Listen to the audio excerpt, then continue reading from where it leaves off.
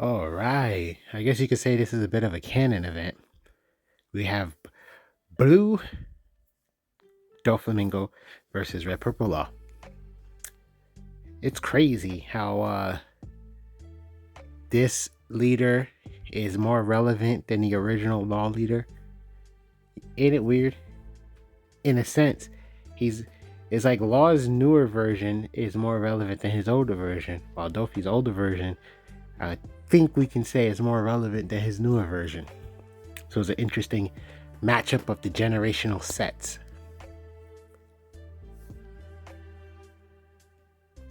I don't even I didn't even notice what we looked at the top.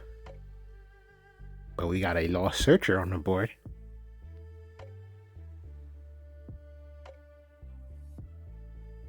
I'm guessing he's just gonna swing.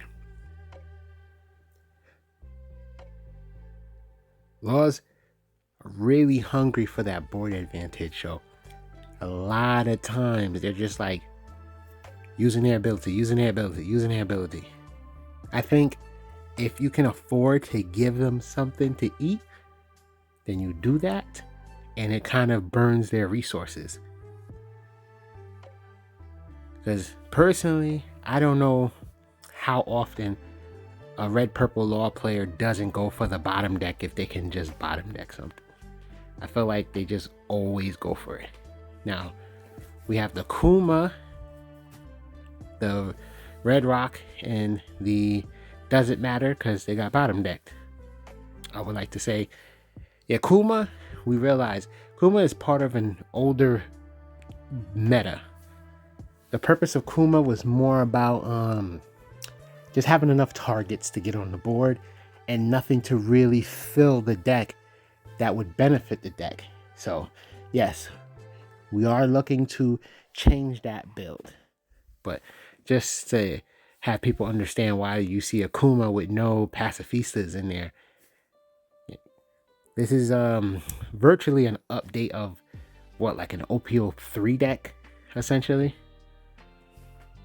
So yeah, we have lots of cards in hand. We have a 6K on the board, so pretty much we protect this. Nothing else is attacking it. Okay, we got plenty of life.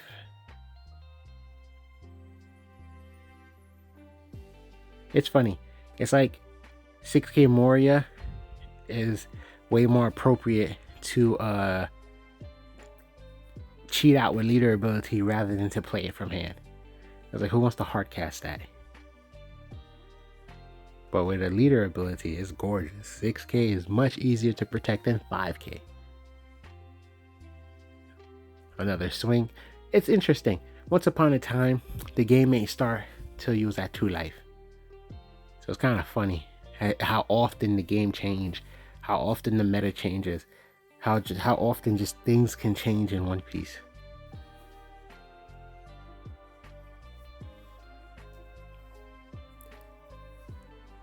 See, so though his board is full, he's relatively low on hand. He wants to keep that board pressure high, but oh wow. Well, I always hate when things get telegraphed like that. I know we YOLO'd and hope for the best, but now it's like he knows we have that, so he can make plays to, okay, he let that go. He was better off letting the blocker go, because at least the searcher log gets you a search.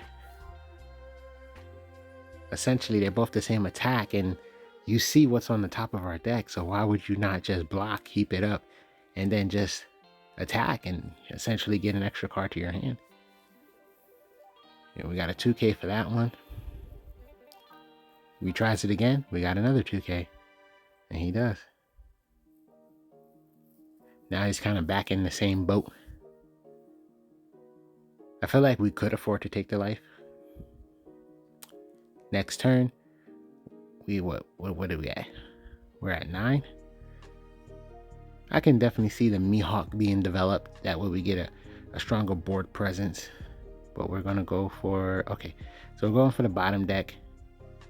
Okay, I see, because essentially a bunch of 6K swings and we'll see what happens. He's debating. Okay. Choosing to go 5K because regardless, that's still a card out of the hand. No. Okay. If we can get him off the board, we're going to get him off the board. And that's what happens. Essentially, yeah. Essentially, I'm like, you should be taking that one. Because, I mean, not only he needs cards in hand, but he needs a whatever counter power he has left. Which looked like wasn't much. Going for the Moria. Because after that is life. Decisions. Essentially, it's like, what do you want? The board presence. Okay, we went for the board presence. It always feels so dangerous playing with one card in hand. Ooh, and we got the Perona. So we're easily setting up for next turn. 2 attacks, 1 card in hand. He can't protect it.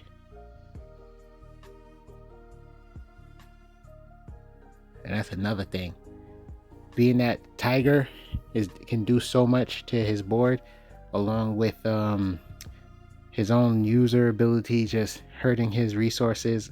I mean, you spend resources to gain advantage, but if the tables can get turned, that's it. It's kind of a glass cannon all or nothing. So, okay, cool. We put the Tiger up top just in case he wants to develop any blockers, and essentially this game should be ours. He goes for the Moria. We got no cards, can't protect it. That's free KO. 1 life, 3 cards in hand. 90% chance he's going to develop something because he needs to, essentially. A blocker. He doesn't got much down left. Okay, there's the kid. 2 cards in hand. Oh, I feel like this just makes it more comfortable for us. He chose the bottom deck. Perona. Okay, it had no counter anyway, so I can understand him doing that. And that's it. Now we get 2 targets. Swing for 7 and see what we get for the heck of it. Something just happened. Okay, I think we accidentally canceled, but here we go. Swing for game. And wow, that was funny. It was close, right? Well, GG.